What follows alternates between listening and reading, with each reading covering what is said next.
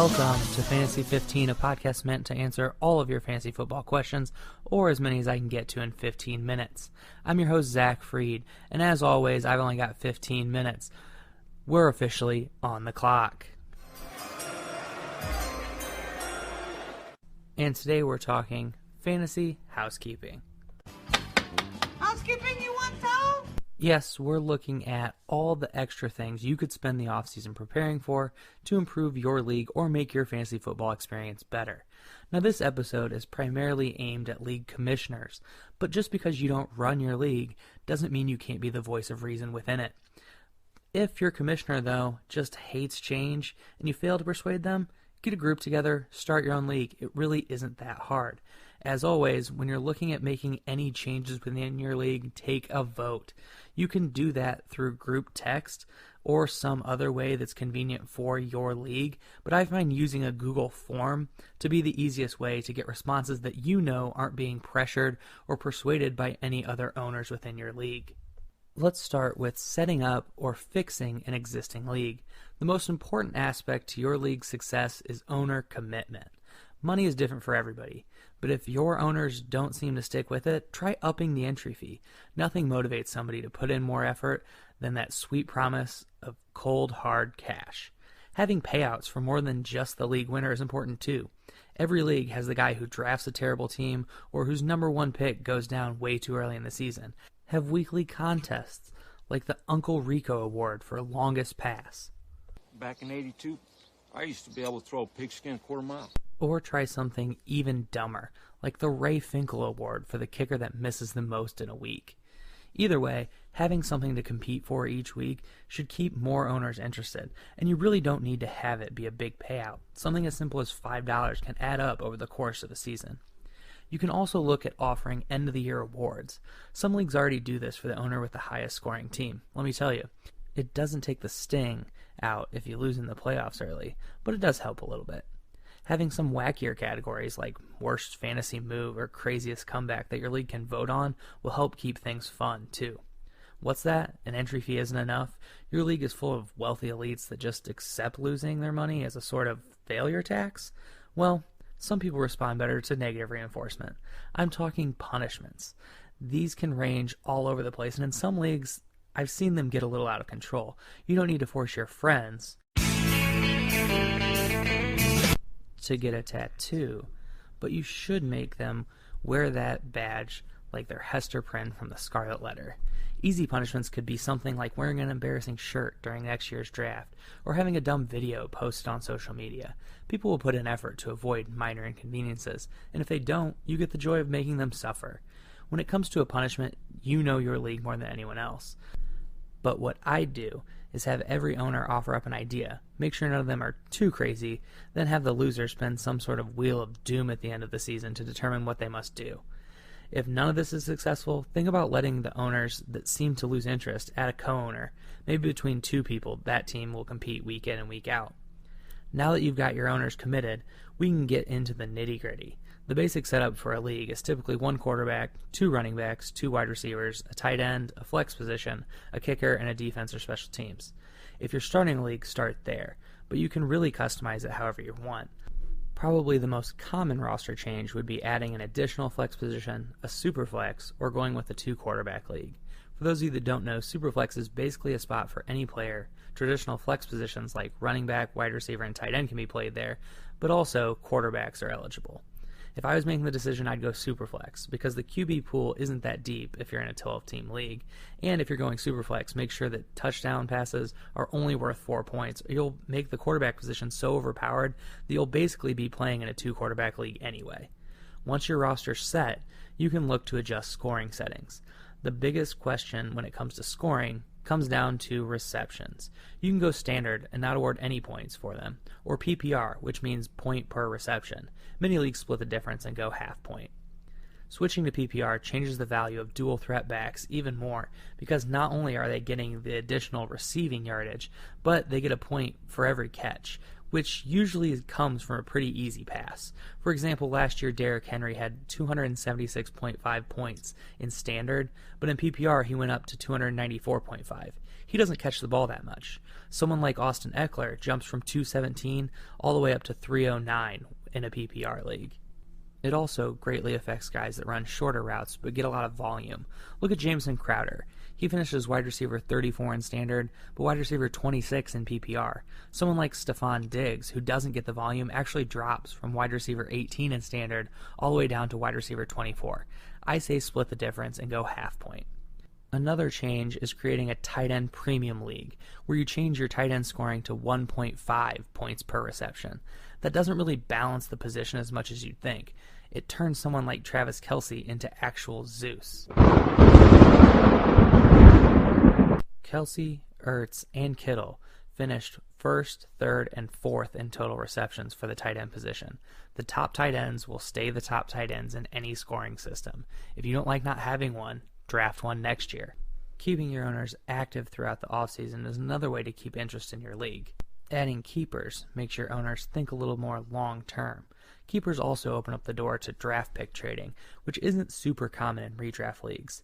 Typically, the way a keeper league works is by letting owners choose 1 to 3 players at the end of the season to designate as their keepers. That player had to be drafted, and they had to remain on the roster the entire season. When the next draft rolls around, by sacrificing the pick from the round where that player was drafted the previous year. Going beyond single-year keepers is where leagues seem to split. If you're wanting your keepers to be more long-lasting, then each year the owner would give up the draft pick from one round earlier than they did the previous year to keep that player. If you want keepers to be more fluid, in the second year of keeping a player, the owner has to give up the draft pick that aligns with that player's ADP. There are arguments for both methods. It depends on how much you want to reward hitting the lottery on a draft pick. Someone like Patrick Mahomes or Lamar Jackson could put a team in a winning position for a few years, where a guy like David Johnson or Todd Gurley might have seemed like a home run only to disappoint. Who an owner decides to keep can be interesting, because an owner may see a benefit in keeping a lesser player and sacrificing a lesser draft pick, where some owners would rather keep a highly touted top-tier player and sacrifice an early pick to guarantee keeping the guy they want.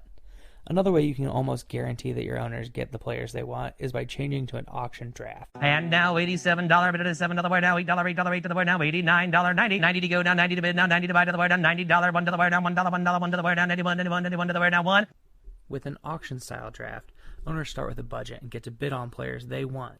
If this is something you're eyeing for your league, make sure you have the type of owners that are going to put in the research, since there isn't really a best available to go off of for auction drafts.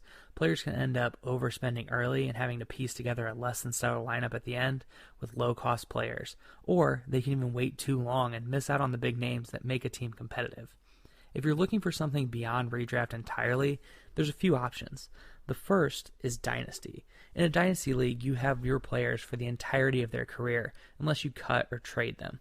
Dynasty leagues require some long-term planning because the season can't really be won through the addition of players through waivers. Typically, Dynasty rosters range from 20 to 30 players, which leaves the waiver wire pretty depleted. A feature you may want to include, if you decide to start up a Dynasty, is a taxi squad. This is similar to an NFL practice squad. At the beginning of the regular season, you designate players to your taxi squad, and they're locked there until you trade them, drop them, or promote them to your actual roster. This is typically a spot to hold developmental players that are still a year or two from breaking out. You may just be surprised, though, because in my Dynasty League, players like Terry McLaurin or Daniel Jones were promoted and actually put into starting roles by their owners. What's the best part about fantasy football? That's right, the draft. Best ball is another type of league you can look at. In best ball, you draft a roster and basically just forget about it. Set it and forget it.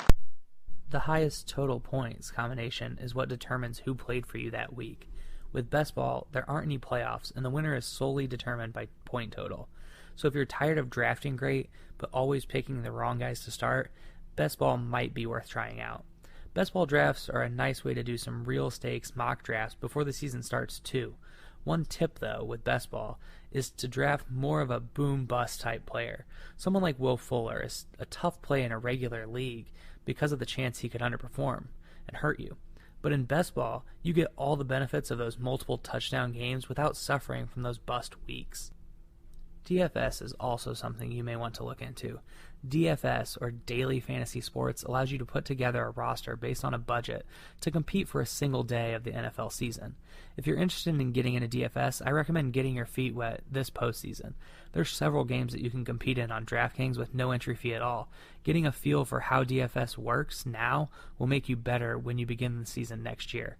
The nice thing about DFS is also the scary thing. You can find a competition out there at any price point. It's very easy to spend a lot of money, and you don't really know the skill level of who you're competing against. My technique would be to set aside an amount of money you'd be comfortable spending on an entry fee for a redraft league and invest that into DFS for the entire year. That keeps you from overspending or getting in over your head. The most important thing is to keep your league competing beyond football season. Try to find a way to keep draft position up for grabs. Maybe have a series of contests where owners earn points throughout the year. The total points can then determine draft order. Again, this is where you knowing your league is important. This year for my Dynasty League, I plan on having a March Madness draft. Since we're a 10-team league, owners will get to draft 6 teams and will earn points based on how they perform during the tournament. Let's end today by talking about FAB. That means free agent acquisition budget.